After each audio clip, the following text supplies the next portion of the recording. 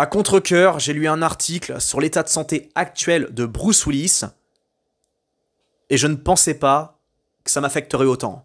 Ça m'a pris à la gorge, comme ça sans prévenir, à la gorge mais aussi au cœur et au ventre surtout. Salut chers amis et chers camarades, j'espère que vous allez bien, que vous êtes en pleine forme et que vous êtes confortablement installés pour cette nouvelle vidéo, une vidéo un petit peu spéciale, une vidéo qui va être pas un cri du cœur mais voilà, un bégaiement, un souffle, un message, parce que j'ai lu, comme je l'ai dit, à contre-cœur un article sur l'état de santé de Bruce Willis, et ça m'a fait un petit peu paniquer, parce que j'ai pris conscience que, quelque chose que je sais déjà, mais là, c'est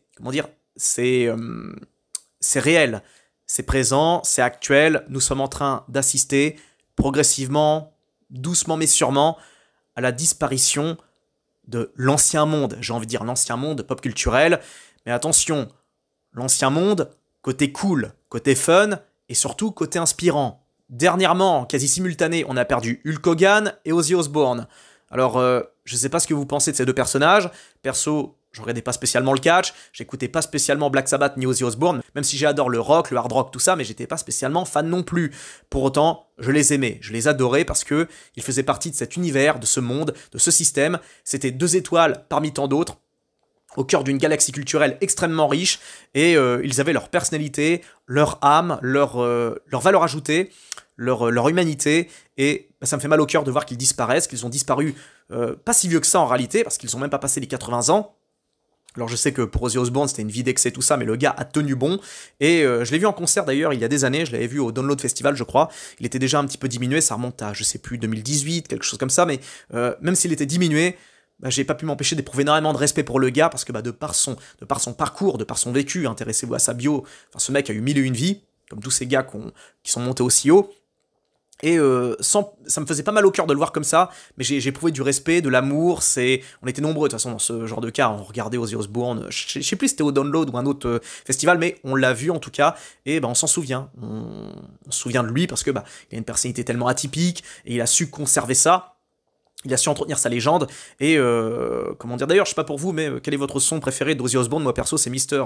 Tinker Train, c'est ma préférée, c'est la moins connue je pense, enfin c'est un de ses sons les moins connus, mais c'est un de mes favoris, et je l'ai réécouté en hommage justement l'autre jour, j'ai mis la musique, j'ai écouté, en pensant à lui, et Hulk Hogan, ça me fait mal au cœur, parce que pareil, il est mort pas si vieux que ça, et je l'aimais parce qu'il avait une énergie saine, un dynamisme, une niaque qui manque cruellement à notre microcosme français, du côté des acteurs sportifs, tout ça. Il avait ce truc, cette niaque. Bon, alors c'est un truc à l'américaine, bien sûr, c'était un showman, et c'est pour ça qu'on se souvient de lui, enfin c'est pour ça qu'on se rappellera de lui, même si on le regardait pas, même si on le connaissait pas, même si on regardait pas ce qu'il faisait. Il était trop identifiable, il avait trop de testo, trop d'énergie, trop d'humanité pour qu'on l'oublie, En tout cas, voilà, on a perdu ces deux joyaux, on en perdra d'autres, et leur disparition m'ont fait penser justement à Bruce Willis, parce que dans le même temps, il y a cet article qui est sorti sur son état de santé actuel, son état de santé qui se détériore d'année en année, visiblement, voire même de mois en mois, et j'ai eu une espèce de vision d'angoisse, c'est pour ça que je fais la vidéo,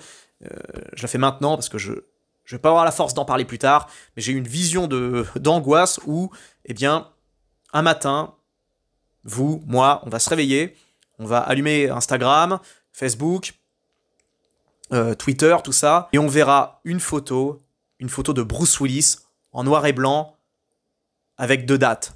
Et ça, rien que d'y penser, ça me fait mal. C'est pour ça que j'anticipe presque psychologiquement, et je sais que pour certains, c'est complètement ridicule, surtout du côté des plus jeunes, et de ceux qui sont animés par une certaine forme de mauvaise foi. Certains d'entre vous sont en train de penser tout de suite maintenant, non mais Mad tu déconnes, Bruce Willis, tu le connais pas, tu l'as jamais vu, tu le verras jamais, il fait pas partie de ta famille, il sait même pas que t'existes. J'entends, c'est vrai. Et pourtant, je l'aime. Je l'aime comme vous, sûrement, enfin comme une bonne partie d'entre vous, et je suis convaincu qu'une bonne partie d'entre vous, vous l'aimez réellement. Et je sais que de toute façon, je regarde les commentaires, je vois que Bruce Willis vraiment est dans nos cœurs, et c'est pas ces derniers films complètement éclatés qui vont peser lourd sur la balance, parce que sa maladie, justement, joue, dans le capital sympathie, j'ai envie de dire, mais pas que. C'est un peu plus profond que ça. On aime Bruce Willis, non pas parce qu'il est malade, non pas parce qu'il est diminué. On aime Bruce Willis pour ce qu'il a été, et pour ce qu'il incarnera dans l'imaginaire collectif pour encore des décennies, et je pense même pour l'éternité. J'aime Bruce Willis profondément parce qu'il a représenté un modèle, un repère. Bruce Willis, quand on était gosse, c'était le genre de gars qu'on aurait voulu avoir comme père. Et je pense qu'une bonne partie des papas se sont inspirés de lui justement pour faire sortir le meilleur d'eux-mêmes. Car Bruce Willis, c'était un modèle, tout simplement. C'était d'un côté un père spirituel pour les gosses et en même temps un modèle d'inspiration pour les papas, hein, pour les darons. On peut le dire, ces grands acteurs-là, en réalité, c'est davantage des influenceurs. Et Bruce Willis, il a incarné plusieurs choses en un seul personnage. À la fois fort, drôle, vulnérable, imparfait, mais toujours vrai. Un peu comme Stallone Schwarzenegger, mais en plus proche de nous, en moins lointain, moins mythologique. Et à l'heure actuelle, Bruce Willis et sa famille passent par quelque chose qui est très dur à traverser. On n'est pas à ses côtés, on ne vit pas dans son quotidien, mais on le sait, et on y pense. Parce que voir un homme comme Bruce Willis s'effacer doucement, c'est brutal, c'est injuste, c'est une tragédie silencieuse. Un homme qui a vécu 1001 vies à l'écran, une star absolue, une figure de cinéma mondial, et qui aujourd'hui ne se souvient peut-être même pas de qui il est, ni de qui il a été. Et qui aujourd'hui ne se souvient même plus de qui il est, ni de qui il a été. Imaginez un petit peu, un jour vous êtes une star internationale, une star mondiale, et le lendemain vous avez tout oublié, vous êtes perdu à un âge qui pour rappel n'est pas si avancé, parce que Bruce Willis n'a que 70 ans. Avoir 70 ans en 2025, c'est comme avoir 50 ans en 90. En tout cas, si je fais cette vidéo aujourd'hui, c'est parce que je sais que je n'aurai pas la force d'en faire une pour le jour où il ne sera plus là. Parce que traitez-moi de cinglé, mais j'ai envie de conserver en moi l'image de Bruce Willis tel qu'il est, tel qu'il a été. Je veux parler de lui maintenant, pendant qu'il est en vie, parce que ce qu'il traverse doit servir de message. Un message universel. Je veux en parler maintenant, pendant qu'il existe encore Bruce Willis, quelque part. Parce que vous auriez tort de croire que Bruce Willis n'était qu'un simple acteur ou un artiste multicasquette, parce qu'il n'a pas été qu'acteur, il a été également chanteur. Dans les années 80, très bon chanteur d'ailleurs, il a composé l'album Return of Bruno, qui est génial, je l'ai écouté, j'adore, c'est vraiment c'est la personnification des années 80. Il n'y a pas plus années 80 que cet album. Le clip, tout ça, c'est les années 80, New York, tout ça. Et pour anecdote, sachez-le, dans le roman American Psycho, on apprend, quand je l'ai relu dernièrement, on apprend que le chanteur préféré de Patrick Bateman, c'est Bruce Willis, parce qu'il adore son album Return of Bruno, et c'est une petite anecdote à savoir, parce que dans American Psycho, quand il a été écrit, le roman a été écrit en 91, mais l'histoire se situe en 86-87, avant que Bruce Willis ne devienne une star planétaire. Et avant de devenir une méga star au niveau du cinéma, alors il était connu bien sûr via sa série Clair de Lune, mais c'était pas non plus la giga méga star Die Hard de Piège de Cristal. Et avant d'être un immense acteur, il était aussi chanteur. Enfin, ce mec a eu plusieurs vies en une seule, c'est un modèle d'inspiration totale. C'est un homme qui nous a accompagnés, guidés, inspirés, presque malgré lui en réalité. Parce qu'on sent par exemple que des gars comme Stallone et Schwarzenegger, ils ont toujours voulu montrer, un modèle à suivre. Et un modèle positif, hein, parce que bon, Schwarzenegger et Stallone n'ont rien dit de plus que faites du sport, prenez soin de vous, soyez héroïques, soyez courageux, enfin des valeurs saines, des valeurs exemplaires qui traverseront les âges. Mais Bruce Willis était encore différent. Il ne se prétendait pas influenceur, ni modèle, ni quoi que ce soit, ni représentant d'une cause. Il était lui-même. Et c'est ça justement qui faisait la démarcation entre lui et tous les autres. Et on a le devoir collectif de penser à Bruce Willis maintenant, de nous souvenir de lui, pas pour plus tard, pas pour relâcher des rips quand il partira machin, on doit penser à lui maintenant, tant qu'il est encore là, avec nous. Bon, maintenant que j'ai bien pris le temps de poser les bases, je vais vous lire l'article que j'ai lu, encore une fois à contre-cœur. L'état de santé de Bruce Willis se dégrade. Selon The Express Tribune, qui s'appuie sur des documents de 2023 et 2024, l'acteur américain, donc 2023-2024, ça commence déjà à remonter, l'acteur américain serait devenu muet et incapable de lire. Il est devenu muet et incapable de lire. Il avait déjà un signe avancé de démence, où il oubliait ses répliques, il savait plus trop où il se trouvait, tout ça. Enfin, des tas de youtubeurs en ont parlé d'ailleurs dans d'excellents documentaires que je vous recommande. Il perdait conscience, il avait pas du tout conscience qu'il tournait sur des films ni rien. Il était un petit peu transporté ça et là, sauf que là, ça va encore plus loin. Il est muet, il peut même plus lire. Donc ça veut dire que ses facultés cognitives sont, La tête d'affiche de Piège de Cristal, âgé de 70 ans, souffrirait également de certains troubles moteurs liés à sa maladie de démence diagnostiquée en 2023 et qui l'a contraint à mettre un terme à sa carrière un an plus tôt. Cette maladie est une forme de dégénérescence cérébrale affectant les lobes frontaux et temporaux du cerveau, région essentielle au contrôle du comportement, de la personnalité, du langage et de certaines fonctions cognitives. Les symptômes s'aggravent avec le temps et à l'heure actuelle, aucun traitement curatif n'existe. Ce qui veut dire qu'on ne guérit pas de cette maladie. Pour l'instant. On verra dans quelques années avec les progrès de l'IA et de la médecine. Je pense qu'on arrivera à accomplir, à gérer des miracles. J'espère d'ailleurs que on arrivera à trouver la combine pour, on va dire, soigner les gens qui sont atteints de ce genre de maladie, hein, que je peux très bien choper. On est tous, là pour le coup, on est tous égaux à ce niveau-là, hein, en tant qu'être humain. N'importe quoi peut nous, c'est pour ça. Profiter de la vie, quoi, vraiment. Et d'ailleurs, c'est la grande leçon de Bruce Willis, c'est, je vais en parler un peu après, mais là je continue l'article. Parce que vraiment, j'ai éclusé tous les documentaires sur le personnage, j'ai vu beaucoup d'interviews, je l'ai pas mal écouté, et j'ai réussi à peu près à cerner comment fonctionne l'individu. Et à une époque, tiens, je peux faire mon mea culpa, je pensais que c'était juste un gars qui était devenu cupide et qui a eu la grosse tête. Ouais, tiens, j'en profite, parce que c'est vrai que, il y a encore pas longtemps, je pensais que Willis était un acteur qui avait chopé la grosse tête, qui était devenu une sorte de diva, qui était là uniquement pour l'argent et pour se faire mousser par pur ego.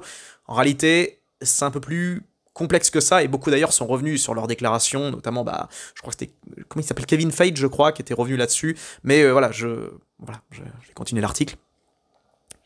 L'acteur américain, également l'une des stars de Pulp Fiction, 5e élément, vit depuis 3 ans dans sa maison en Californie, loin des regards. Il avait d'abord été diagnostiqué d'aphasie en 2022, un trouble du langage causé par des liaisons cérébrales suite à un AVC, donc il a eu un AVC dans les années 2020, quoi.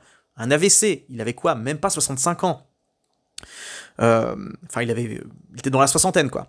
Ses proches avaient donné des nouvelles rassurantes de l'Américain en avril dernier, assurant que son état de santé était considéré comme stable, malgré l'évolution de la maladie. Ils n'ont pour le moment donné aucune information supplémentaire concernant la dégradation des conditions physiques de l'acteur. De leur côté, les fans de Bruce Willis envoient tout leur soutien au malade et à sa famille, qui leur demandent de la compréhension et surtout de la compassion. Alors mon avis personnel sur l'homme, justement avant que j'ai des propos de haters en mode oui, Bruce Willis il s'emmerde pas, il arrive sur des tournages, il demande énormément d'argent, il demande des millions de dollars pour quelques minutes de présence, visiblement il veut pas trop se fouler dans les scènes d'action, tout ça. Bon avant que je pense ça, j'avais un autre avis sur le personnage. Même si je le respectais toujours, attention, j'adorais ses films. Dernièrement, justement, je fais sa promo, L'Armée des 12 singes, dont je vais parler, parce qu'à la fin, je vais parler de 5 films de Bruce Willis que je vais vous conseiller. 5 films pour moi trop sous-cotés. Je le regarde encore régulièrement, je continue à le regarder, parce que j'adore ses films, tout simplement. Et mon admiration pour l'acteur en lui-même, ses personnages n'avaient pas bougé d'un iota, mais mon avis sur le personnage était un petit peu effrité, mais avant ça, maintenant, je le respecte encore plus. Mais je l'ai toujours trouvé humain. J'ai toujours trouvé humain, magnétique, viril, sans jamais forcer, drôle, mais sans chercher à l'être. C'est qu'il avait ce truc qui... il n'avait pas ce côté super-héros indestructible, et c'est pour ça qu'on l'aimait. Il avait un côté monsieur tout le monde, de par son physique déjà. Alors, un acteur, une star avec une calvitie, c'est quand même assez rare. Alors, on a eu des acteurs, bien sûr, avec des calvities. Nicolas Cage, des gars comme ça, mais Nicolas Cage, c'est...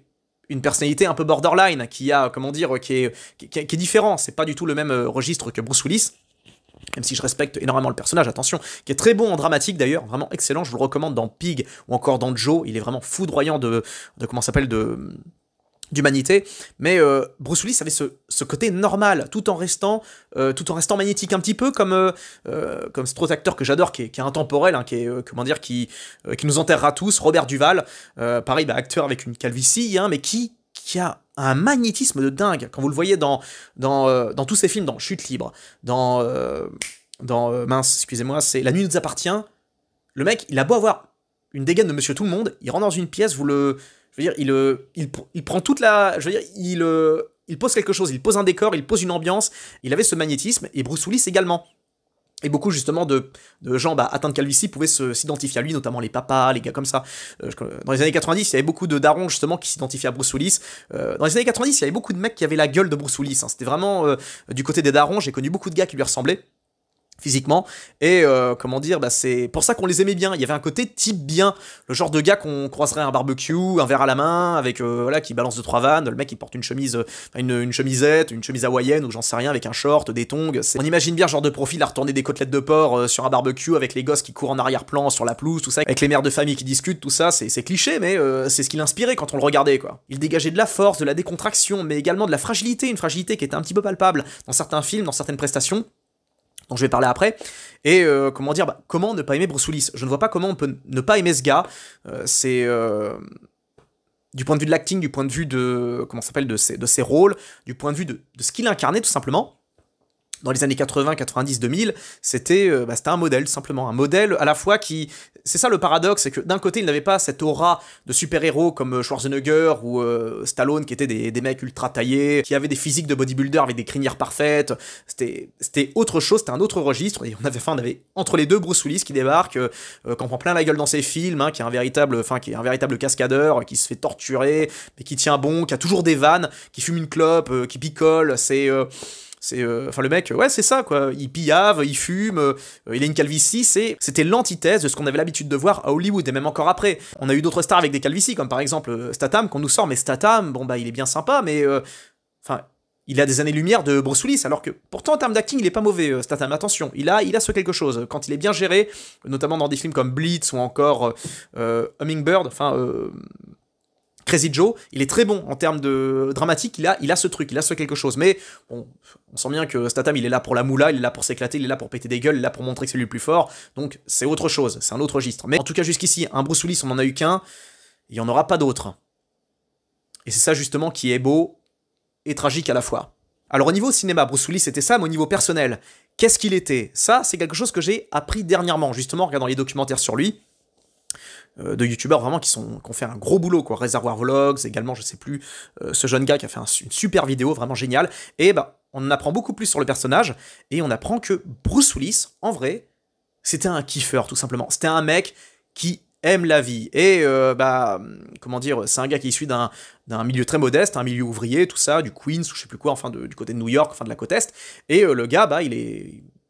Comment dire, il a monté les échelons progressivement, il était au théâtre, ça, il a fait du théâtre, et il a bossé pendant plus de 10 ans, il a eu des vrais boulots, que je veux dire, il a été barman, il a bossé comme, je sais pas, agent de sécu, il a connu la vie, la vraie, et donc il a pu se forger cette épaisseur, mais pas que. C'est pas un gars qui est torturé, qui, vous savez, qui a eu des traumas ou des trucs comme ça, non, on sent que c'est un mec qui aime la vie, et surtout qui aime les femmes, et ça c'est important, parce que ça se reflète finalement sur sa personnalité, quelque chose que j'ai pas pu voir, hein, parce que bon, je me suis pas trop non plus rencardé sur le personnage, parce que mine de rien, j'aime en savoir le moins possible sur les acteurs pour préserver cette aura, parce que souvent on peut être déçu, comme on l'a vu par exemple avec des gars comme Seagal, ou encore même comme Jean-Claude Van Damme, que j'apprécie pas vraiment, parce que il a toujours eu ce côté un peu prétentieux, ce côté, oh là là, je me lance un petit smile en faisant un grand écart, tout ça, puis dans ses interviews, il était assez décevant, notamment quand il parlait de Stallone, quand il l'imitait avec sa mâchoire de traviole, je trouvais ça assez irrespectueux, enfin très irrespectueux même, sachant que Stallone a été, visiblement, on lui a donné un rôle pour Expendables 2, enfin ils ont gravité ensemble, enfin j'ai jamais vu par exemple Stallone ou d'autres se foutre de la gueule d'autres acteurs pour les humilier comme ça, c'est bon.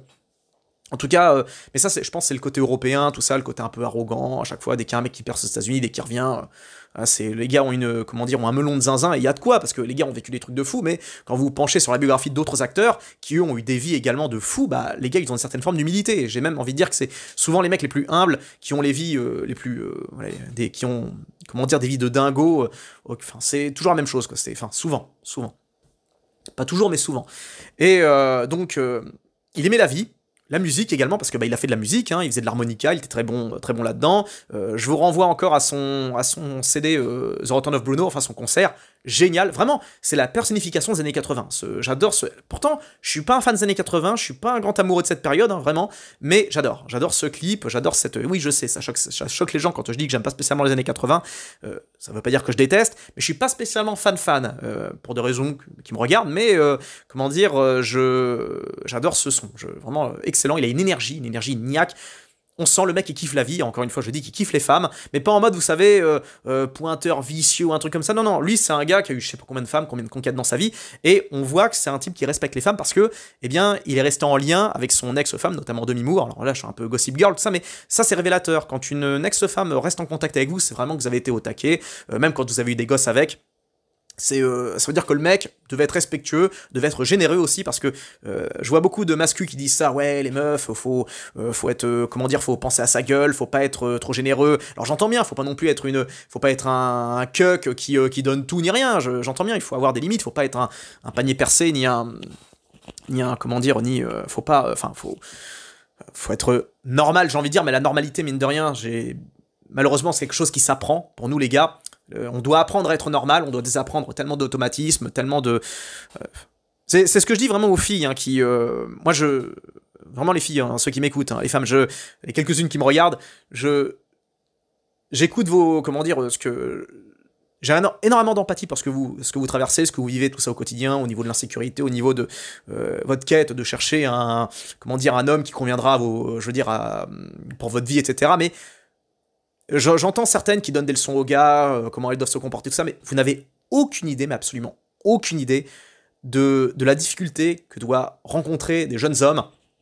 Jamais les mieux lotis, hein, parce que bon, généralement les meufs s'intéressent souvent, je veux dire, au yes life, mais les autres, vous n'imaginez même pas à quel point la vie est dure pour eux. Et vous ne pouvez pas concevoir à quel point c'est un parcours du combattant pour nous les gars, pour nous construire, pour nous imposer, pour nous trouver, pour nous développer. C'est un cheminement qui est sans fin, qui est extrêmement long. On est généralement incompris, tout le monde se fout de ce qu'on traverse, hein. Personne s'intéresse à notre, je veux dire, à ce que les jeunes hommes peuvent, parce que moi, c'est bon, je fais partie des vieux maintenant, mais personne ne s'intéresse aux jeunes, tout le monde se fout complètement de ce qu'ils traversent, de ce qu'ils ressentent, ils doivent se démerder, et ils n'ont que des ennemis en réalité. Un jeune homme n'a que des ennemis, il n'a pas d'amis, dès qu'il y a une nana qui se pointe, c'est très rare les gars qui restent potes, qui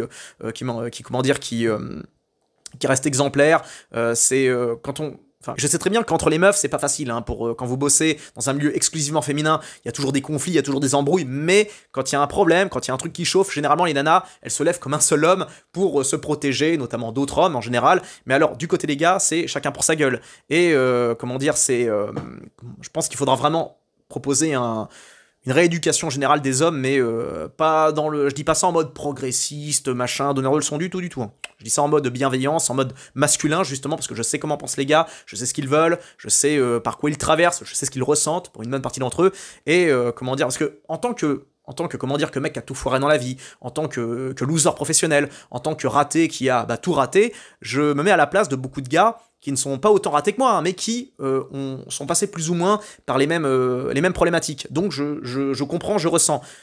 Chose que ne pourront jamais, au grand jamais, ressentir une femme. Même une femme qui a galéré, même une femme qui a souffert, qui a eu beaucoup de problèmes avec les gars, tout ça, vous ne pourrez pas imaginer à quel point c'est dur pour un gars. Il y a que les meufs qui sont vraiment les moins bien lotis physiquement, qui pourront peut-être potentiellement comprendre ce qu'ils ressentent, mais voilà, bon, j'ai fait un petit tunnel, mais ça, je sais que c'est pas le thème de la chaîne, mais c'est un thème tellement important, tellement crucial, parce que pareil, faudrait limite que je fasse, je me servirais d'une vidéo pour parler des modèles inspirants masculins, pour justement distiller mes informations, mes idées par rapport à ce thème-là. Mais voilà, en tout cas, il aimait la vie, donc pour revenir à Bruce Willis, excusez-moi, il aimait la vie, la musique, les femmes, la fête, c'était un bon vivant, ça se voit, et ça se comprend quand on regarde sa carrière, quand on regarde son cheminement, parce que Bruce Willis, c'est l'antithèse d'un DiCaprio, par exemple. Bruce Willis a fondé une famille, il a eu je sais pas combien d'enfants, il a eu plusieurs femmes, il a construit tout simplement. Ça n'a pas été un DiCaprio qui a joué écolo sur son yacht privé, qui consomme 100 litres de gasoil ou de fuel, je sais pas quoi, tous les 10 kilomètres. Bruce Willis, c'est le mec qui, après un tournage, hop, il va siffler dans un harmonica, il va boire un coup avec les gars, enfin, c'est comme ça que je le vois, quoi. Le mec qui s'entoure des gens qu'il aime. Et les documentaires que j'ai vus sur Bruce Willis sur YouTube, là, qui sont extrêmement bien travaillés, faudrait que je les mette en description, ça vous montre que le gars aimait la vie. C'était pas un gars qui aimait dominer, qui aimait bien s'imposer. Et ça, c'est rare, mine de rien. Notamment du côté des acteurs, parce que les acteurs en général, ils veulent se mettre en avant, ils veulent montrer que ce sont eux les meilleurs, il y a toujours des guerres d'ego, et j'imagine bien que du côté de Bruce Willis, ça devait être pareil, il a dû négocier des cachets hyper élevés, il a dû vouloir avoir sa gueule en tête d'affiche, avec son nom en gros, j'imagine bien, parce que bon, voilà, c'est comme ça, c'est le business, mais contrairement à beaucoup, il n'avait pas ce côté justement, et c'est peut-être ça, quelque part, qui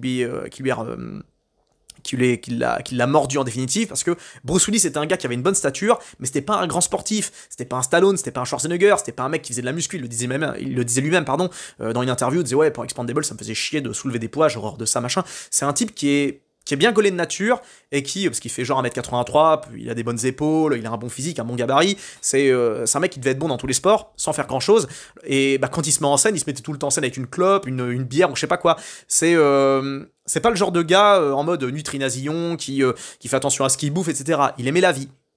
Et ça, c'est assez rare pour le souligner pour un acteur, parce que tous ont un peu, comment dire, ce côté rigide, enfin du côté des grands, hein, notamment, bah, je reviens encore à DiCaprio, hein, où le mec, il cherche à fond à avoir la filmographie la plus épurée, bah ça, je reprends ça justement d'un youtubeur qui en parlait, où le mec, on sent bien que sa carrière doit être, voilà, il faut que chaque film soit primé aux Oscars, ou alors aux Golden Globes, ou j'en sais rien, qu'il ait des récompenses, qu'il bosse avec tous les plus grands réalisateurs. Willis, c'était tout le contraire, il bossait aussi bien avec des grands qu'avec des petits, parce qu'on le retient principalement dans les grands blockbusters, mais il a tourné également dans des petits films, avant même de passer dans les séries B complètement éclatées dans les années 2020-2010. Voilà, c'était pas un jouisseur, c'était un mec qui kiffait la vie, tout simplement un kiffeur. Il y a une différence entre le jouisseur et le kiffeur. Le kiffeur, c'est un gars qui aime la vie et qui surtout aime les gens. Le jouisseur, lui, bah, il kiffe la vie, mais comment dire, il kiffe les femmes, ou je sais pas quoi, ou d'autres choses, hein. Il kiffe les plaisirs de la chair, les plaisirs de la vie, mais pour arriver à ses fins, il passera par des techniques pas spécialement recommandables ni exemplaires, et Willis, on sent bien que c'était une autre école, c'était une autre approche. Quand vous le voyez en interview, de toute façon, vous voyez bien que le mec est chill, c'est pas un gars qui cherche à faire le showman, il le fait bien sûr quand c'est pour de la promo, quand c'est pour déconner, mais on sent un détachement. Et dans les documentaires que j'ai vus, j'ai compris que le mec, effectivement, c'était un mec qui était en plus d'être un kiffeur, c'était un mec généreux. Il s'est barré dans un bled du Colorado, je sais pas quoi, il a monté un théâtre, une salle de ciné, un bar ou je sais pas quoi, il payait des tournées à tout le monde, il a servi à la collectivité, à la communauté, et je pense que ça vient aussi de ses racines prolétariennes, où généralement les prolos, alors ça c'est ce que je dis, ça prend avec des pincettes, mais je remarque que il y a deux types de prolos qui réussissent en général. Il y a les mecs qui vont réussir et qui vont être des mecs hyper généreux, hyper sympas, etc., qui vont faire profiter la communauté de leur réussite, parce qu'ils savent très bien à quel point c'est dur, à quel point c'est la galère, à quel point la vie est sans pitié quand vous êtes de la base. Et il y a les autres qui vont devenir des nouveaux riches, des mecs absolument imbuvables, qui veulent finalement, leur rêve, ça a toujours été d'être des bourgeois, et ils vont adopter les habitus et les codes des bourgeois, au point de toiser les plus galériens de haut, et ça pour moi c'est vraiment les pires. J'ai plus de respect pour un bourgeois hautain et méprisant qu'un prolo, un mec d'en bas qui a réussi et qui rafle tous les codes, on va dire, de cette bourgeoisie qui prend les autres de haut, et les mecs ils oublient totalement qu'ils venaient d'en bas, et ils prennent tous ceux d'en bas, tous ceux qui étaient à leur niveau, comme des sous-hommes, parce que ils n'ont pas eu leur force mentale pour réussir, ils n'ont pas eu leur QI, ni leur capacité à lécher des culs, ou alors de simplement performer dans quelque chose où ils étaient bons. Pareil, ça c'est une opinion impopulaire, mais pour moi le talent, c'est dur ce que je vais dire, mais attention. Le talent, pour moi, c'est une valeur qui est surcotée, dans le sens où, quand vous êtes talentueux dans quelque chose, vous n'avez pas spécialement besoin de trop travailler. Quand vous êtes bon dans quelque chose, c'est du pilotage automatique, quoi. Si vous êtes bon dans, je sais pas, dans la musique, l'acting, le dessin, enfin je parle vraiment dans les domaines artistiques, si vous êtes vraiment bon là-dedans et que vous percez, je suis désolé, mais pour moi, il n'y a pas grand mérite. J'ai plus de respect, excusez-moi, pour certains ça va être populiste, mais c'est parce que je veux, comment dire, c'est mon côté, j'ai plus de respect pour une caissière qui s'emmerde pendant 30-40 ans de sa vie à faire un boulot qu'elle déteste, jour après jour, elle se bousille le dos, etc., pour nourrir sa famille, juste pour faire en sorte que ses gosses soient bien, pour que ses gosses puissent bien grandir, puissent bien bouffer, etc. J'ai plus de respect pour n'importe quel ouvrier, n'importe quelle travailleuse qui fait un métier, enfin qui pratique des métiers qu'il déteste, ou qui les diminue d'année en année, où ils font ces boulots pendant des décennies sans se plaindre, juste pour aider leurs proches, tout simplement. C'est pour ça que j'ai une notion très, parce qu'en fait, on me dit que j'ai un peu de talent concernant la vidéo, concernant le fait que je passe à la caméra. Pour moi, c'est pas un talent, c'est juste capacité de parler, etc. Et moi, je mets toujours un haut là quand on dit que j'ai du talent pour ce que je fais là sur YouTube, parce que pour moi, c'est pas grand chose. J'ai l'habitude de parler. C'est quelque chose que j'ai en moi. J'ai pas travaillé pour ça. J'ai juste allumé une caméra, je me suis vite fait un petit peu échauffer, un peu entraîné sur quelques vidéos, basta. C'est pas du tout quelque chose de vraiment très... vous m'avez compris, quoi, voilà, quoi, pour moi, c'est pas ce que je fais, c'est pas un talent, c'est juste une habitude que j'ai performé, que j'ai travaillé. J'ai un petit peu de talent, oui, un petit peu, je précise, comparé à d'autres qui sont vraiment de machines de guerre et qui sont vraiment très bons sur YouTube, mais c'est pour moi pas spécialement valeureux, c'est pas spécialement louable par rapport à d'autres qui font des boulots ou des tâches répétitives, chiantes et qu'ils détestent pendant des années sans se plaindre. Ils font ça parce qu'il faut le faire. Ils le font parce qu'il faut le faire pour eux, mais également pour la société. C'est pour ça que je ne déclarerai jamais assez mon amour à ceux qui tiennent le pays, à ceux qui tiennent tout, qui tiennent les infrastructures, qui font en sorte que l'électricité passe dans mon ordi, à ceux qui ont assemblé, qui sont emmerdés à faire des designs pour créer cette petite caméra qui me filme, à ceux qui ont conçu ce micro, je veux dire, qui ont inventé tout ce système, à ceux qui l'ont ramené chez moi sans que j'ai à me bouger. Enfin, Tiens, je reprends une phrase de Bruce Willis dans... Bah, ça le représente très bien d'ailleurs dans un film dont je vais vous parler. Bah, celui-là, justement, à un moment, il dit j'aime ce monde. Bah, moi, c'est pareil, j'aime ce monde. Et bah, voilà, je reviens à Bruce Willis, excusez-moi. Désolé pour le tunnel, mais c'est tellement puissant, c'est tellement inspirant. Et c'est ça, justement, la force de ces acteurs, de ces Bruce Willis et tout ça, c'est qu'ils m'inspirent. Ils m'aident à trouver une énergie, ils m'aident, simplement. Ils m'aident à avancer dans la vie. Et s'ils n'avaient pas été là quand j'étais plus jeune, donc les Schwarzenegger, les Stallone, tout ça, mais je sais pas où j'aurais fini, hein, les gars. Hein. Je pense que on néglige à quel point les acteurs ont une influence positive sur les gens, et on néglige à quel point ces gars-là, en réalité, sauvent des vies. Je tombais sur un commentaire qui m'a, qui m'a marqué. C'était le scène d'entraînement de Rocky 4. La scène Earth on Fire, ce machin. Il y a un commentaire que j'ai vu, c'était Stallone dans cette scène, il a sauvé des milliers de vies. Et c'est vrai. Cette scène d'entraînement, cette scène où on voit Stallone en train de s'entraîner dans la neige, tout ça avec Dolph Lundgren, c'est qui s'entraîne dans son gym et tout, dans son home gym moderne. Eh bien, ça fait disjoncter les gens. Ils se disent wow, ce mec, je veux lui ressembler, ce mec est inspirant. Vas-y, je vais me mettre au sport, je vais m'entraîner, etc. C'est magnifique. Et ça, c'est totalement vrai. C'est les acteurs. J'en parlerai dans une vidéo de toute façon pour comparer les acteurs français et américains. Mais ces acteurs-là, sans s'en rendre compte, je pense, ils aident l'humanité à avancer.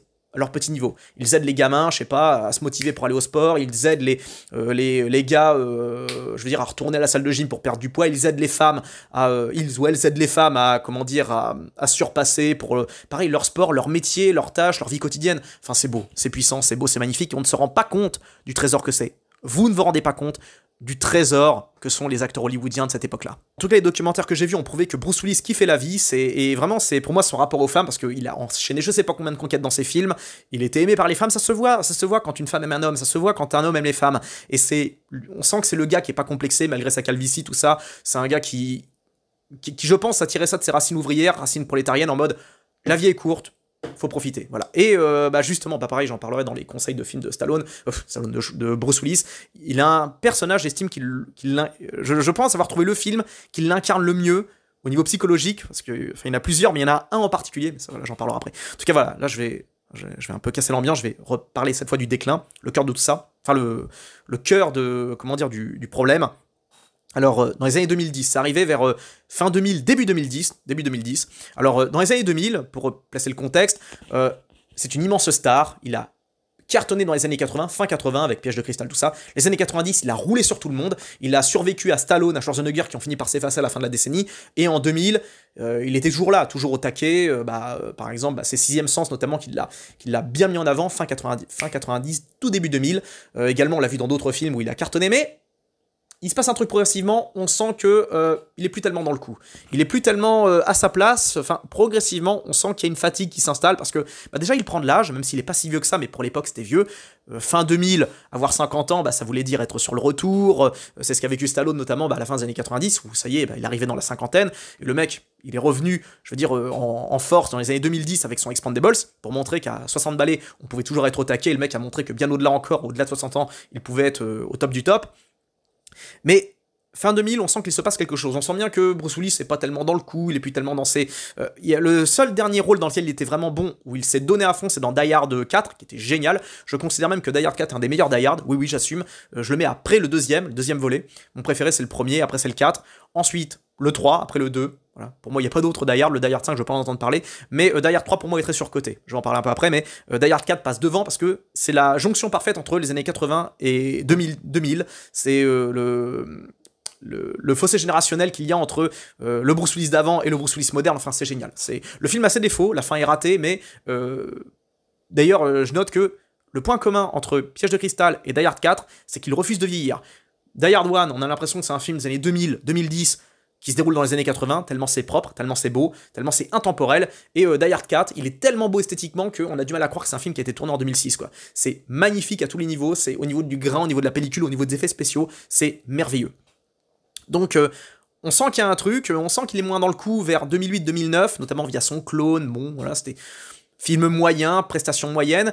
Et après arrivent les années 2010 où, bon, là on sent un truc. Et alors il est dans Expandables le premier, mais il est pas longtemps. Il arrive dans le deuxième à la toute fin où il canarde avec les gars, mais bon, c'est pas non plus une paire de zinzin. Et il disparaît du troisième volet en 2014. Et à l'époque, Stallone n'était pas content parce que, Bruce Willis demandait des cachets exorbitants pour très peu de présence, il refusait de se bouger, etc. Il faisait chier tout simplement, et comment dire, c'est ce que je disais, parce qu'à l'époque je suivais un petit peu l'actualité, et il a été remplacé en grande pompe par Harrison Ford, qui était moins diva. Et moi au début je pensais justement que c'était une diva, Bruce Willis. Je me suis dit, oh bah tiens, ça y est, le mec il a pris la grosse tête, il s'est dit, vas-y c'est bon, je suis une grosse star maintenant, j'ai plus besoin de m'emmerder, je fais ce que je veux, j'impose mes conditions, tout ça. Mais en réalité, c'était peut-être les débuts de sa maladie qui commençaient à se manifester, parce que la maladie par laquelle il passe, l'aphasie, l'aposie, je sais plus comment, bref, je veux même pas savoir en fait, ce qu'il traverse, c'est que vous perdez plus ou moins vos repères, vous avez des propos plus ou moins incohérents, ça démarre tout doucement, insidieusement, parce que on l'a su quand, sa maladie, on l'a su en 2022, mais ça faisait déjà des années que c'était déjà bien implanté, et il y a toujours des signes avant-coureurs, dès le début, bien avant, 10 ans avant. Et on parle d'une maladie qui touche les gens qui sont encore jeunes, entre 45 et 60 ans. Et à l'époque, oui, il avait dans la quarantaine, fin de quarantaine, début de cinquantaine.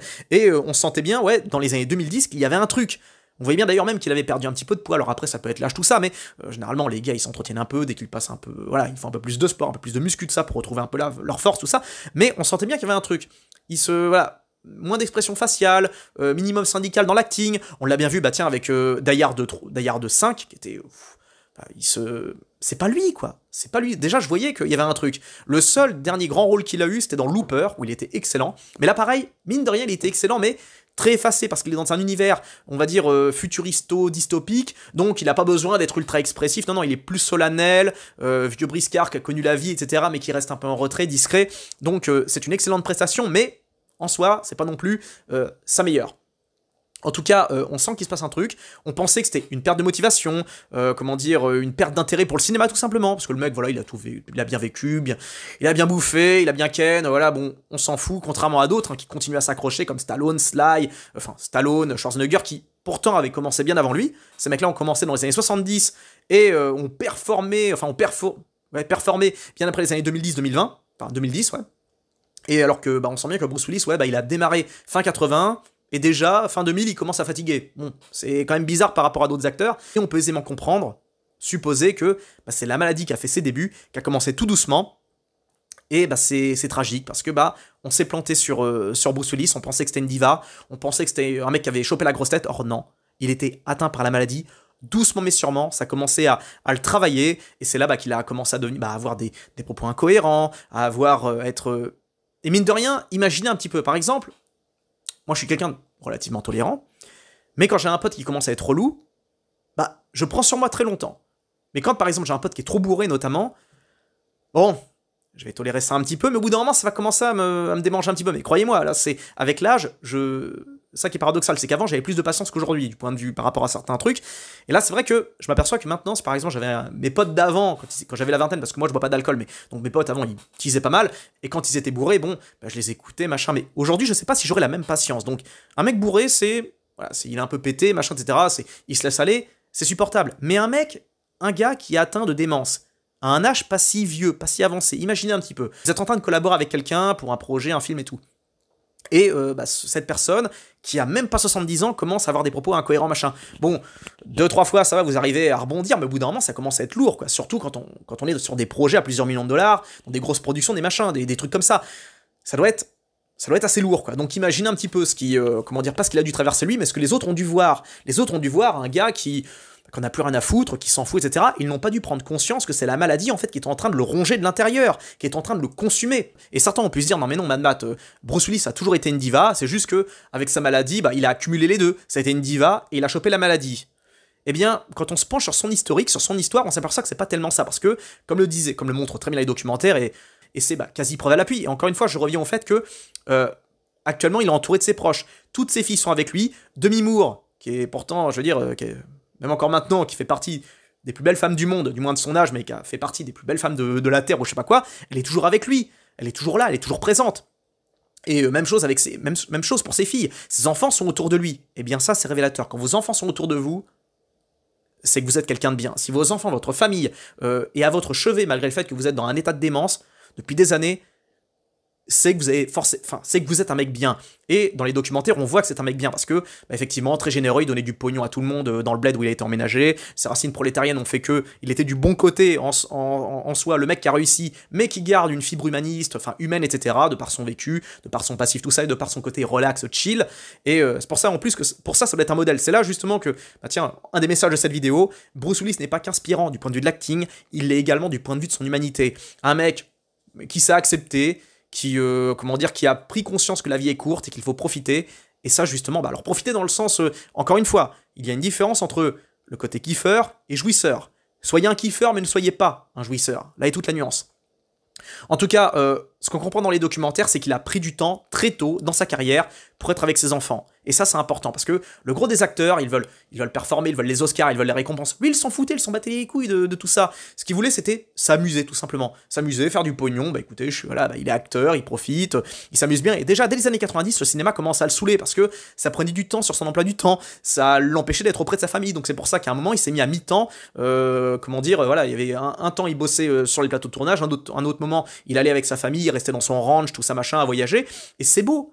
C'est valeureux, c'est magnifique. Le mec a fait passer sa famille, littéralement, avant sa carrière. Il a préféré donner de son temps, de son énergie pour ses gosses, plutôt que pour des studios, des acteurs, des réalisateurs, des machins, des collaborateurs. Et ça, alors après, chacun son kiff, mais ça en dit long sur le personnage. Je reviens à ses conquêtes, il a eu pas mal de femmes, il s'est marié plusieurs fois, et ça aussi, c'est révélateur, parce qu'il était dans une logique d'amour assumé, pas dans une logique à la DiCaprio, justement, où il enchaîne. Franchement, ça me débecte. Moi, je comprends pas comment un mec comme DiCaprio n'a pas été... Désolé de le dire comme ça, mais comment ce mec-là n'a pas pu être encore cancel, quoi? Parce que ce qu'il fait, c'est qu'il se fout sur un yacht, il enchaîne que des nénettes contre 18 et 25 ans, le mec il a passé les 40, 45 balais, et non les gars, je vais pas faire l'hypocrite, bien évidemment qu'à 50, 60 balais, je vais imaginer bien sûr pouvoir m'envoyer en l'air avec les meufs les plus belles de la Terre, évidemment, qu'est-ce que vous croyez, je suis pas débile, mais il y a une différence entre le désir propre et la réalité. Quand j'aurai 45 ans, ce sera impensable d'aller me foutre avec une meuf de 20 ans. Quand j'aurai 60 ans, ce sera impensable de me foutre avec une meuf de 25-30. C'est non.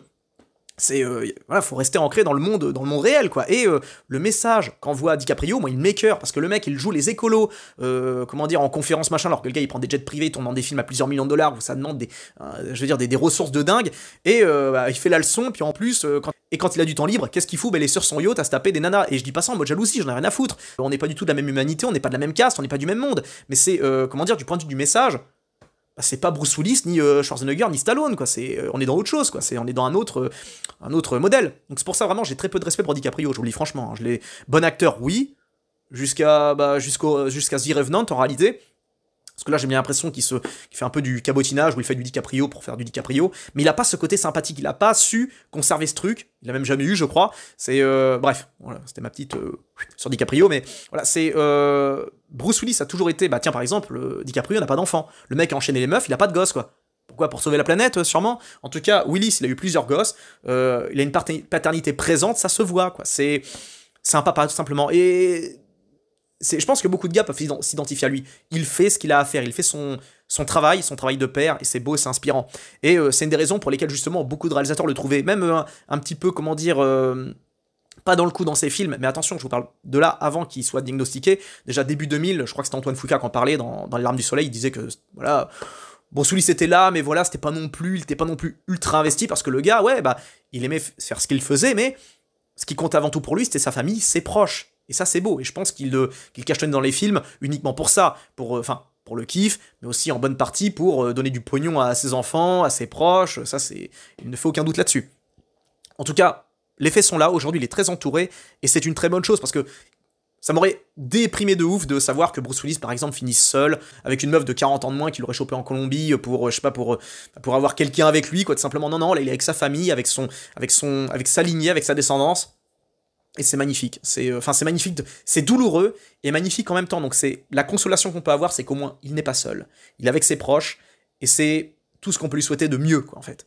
Et parce que on est quand même dans une époque où on jette les gens qui ne sont plus utiles. Si vous êtes obsolète, vous dégagez, parce qu'aujourd'hui on a tout, machin, etc. Et c'est pas plus mal. Je trouve que, en fait, on pense que cette époque-là est horrible, mais dans un sens, ça permet moins d'hypocrisie, parce que avant, les gens restaient entre eux par intérêt. En fait, en réalité, il n'y avait pas plus, j'ai envie de dire, c'est là tout le paradoxe, il n'y avait peut-être pas plus matérialiste qu'avant, parce qu'avant, on restait avec les gens pour survivre, pour bouffer, pour vivre un petit peu. Maintenant, on a l'opportunité de pouvoir nous rendre indépendants des gens qui sont toxiques, qui nous font chier, qui nous pourrissent la vie, prendre notre indépendance pour justement vivre chacun dans son coin. Et bah, à la fin, voilà le bilan. Moi, je verrai le bilan de la fin de ma vie. Si je suis entouré de personnes à la fin de mon existence, eh bien, ça voudra dire que j'étais un con. Ça voudra dire que que j'ai rien compris, que je me suis foiré, que j'ai pas fait ce qu'il fallait, que j'ai été un sale connard. Voilà, bah ce sera le bilan. Et si je suis entouré, eh bien, bah, ça voudra dire que j'ai bien fait mon boulot, tout simplement, quoi. C'est que j'aurais été correct, que j'aurais peut-être. Et je sais, il y a des exceptions. Il y a des mecs bien, on en connaît tous, des gens bien, des petites grand-mères qui ont fait tout ce qu'il fallait pour leurs enfants, etc., qui se retrouvent seuls. Ça, je suis d'accord. Je suis d'accord, c'est dégueulasse. Mais le problème là, c'est pas ces gens-là en particulier, bah c'est les autres. Oui, bon, je sais, je me contredis, mais vous m'avez compris, quoi. C'est bon, chipotez pas. En tout cas, je me suis forcé à déjà lire l'article et regarder quelques vidéos où on le voit, et on sent que il a gardé ce truc, même s'il oublie tout, même si il aime encore la vie, le peu de vie qu'il conçoit, il aime toujours ça. Il est, il a aimé la vie, il l'aime encore, même dans le silence, quoi. Et ce que vit Bruce, c'est ce que vivent des milliers de gens, enfin ce qu'ont vécu et ce que vont encore en vivre d'autres, hein. C'est terrible, et dans l'ombre, sans la considération de qui que ce soit. Donc c'est douloureux, mais le cas Bruce Willis, bah, c'est un cas, on va dire, un cas général, hein, qui parle à tout le monde et qui doit servir, bah, encore une fois, d'exemple et de... On doit s'y intéresser. Tous ceux qui ont grandi avec ces films doivent s'intéresser à lui. Au moins de ce qu'il avait... s'intéresser à ce qu'il a vécu et ce qu'il vit maintenant à l'heure actuelle. Pour en plus prendre conscience de ce que c'est que de perdre sa mémoire, de perdre tout ça. Parce que c'est aussi ça le truc, c'est que naturellement, des millions de gens vivent ça à travers le monde et dans votre entourage, mais est-ce que vous vous y intéressez vraiment? Est-ce que vous vous intéressez vraiment à ce que vivent vos proches? Je pense que une bonne partie d'entre vous, et je dis pas vous spécialement, mais une bonne partie de ceux qui me regardent, pensent davantage au sort de personnes qu'ils ne connaissent pas à l'autre bout du monde que leurs propres cousins, leurs propres voisins, etc. Je pense qu'on est même tous un peu comme ça, même moi également. J'assume m'intéresser davantage au sort de personnes que je ne connais pas que de gens que je connais, que je n'aime pas, tout simplement. On est tous comme ça, mais ça doit faire réfléchir. Moi, vous... Peut-être pas, hein, j'en sais rien. En tout cas, au moment où je fais cette vidéo, quelqu'un exactement comme lui va s'oublier, va disparaître. Cette vidéo doit vous faire comprendre qu'il faut par moment ralentir un petit peu et kiffer la vie. Pas profiter de la vie, kiffer la vie. Parce que, voilà, encore une fois, profiter, justement, ça renvoie quelque part à jouir. Je profite de la vie, je profite des autres, je profite, du temps de travail, je profite de la générosité d'un tel. Non, non. Kiffer la vie, tout simplement. C'est kiffer prendre du bon temps, même des plaisirs simples. Moi, j'ai des plaisirs extrêmement simples, les gars, vous ne pouvez même pas mesurer. Je sais pas, moi, genre, par exemple, aller à Flunch avec des copains ou avec ma meuf, mais c'est... Vous me proposeriez, je sais pas, d'avoir un accès libre complet à Disneyland, ça me ferait le même effet, quoi. Je veux dire, sans file d'attente ni rien. Prenez du kiff dans les plaisirs simples quand vous êtes pauvre. D'ailleurs, quand vous êtes pauvre, ça aide énormément. Ça aide à relativiser. Et, vraiment, servez-vous de cet exemple, de ce qu'il vit pour profiter de la vie. Parce qu'on n'en profite jamais assez. Enfin, pour kiffer la vie, on ne la kiffe jamais assez. Et quand vous arriverez au bout, faut se dire, bon bah au moins, j'ai bien kiffé, justement. Bon, c'est bateau, hein, comme message, mais mine de rien, c'est très important parce que ce qui importe dans la vie, c'est qu'on avance en étant positif, en étant heureux. C'est tout ce qu'on cherche, hein, être heureux. Et être heureux, c'est pas une fin en soi. Il faut être heureux pour soi, mais également pour les autres. Parce que quand vous êtes heureux, vous distillez ce bonheur autour de vous. Voilà. Quand vous êtes malheureux, quand vous êtes dépressif, quand vous êtes chiant, quand vous êtes triste, vous distillez ça autour de vous. Vous mettez 10 personnes dans une pièce, 10 personnes dans une autre, une grande pièce, hein, je parle. Vous mettez un mec chiant dans un mec chiant, déprimant, etc.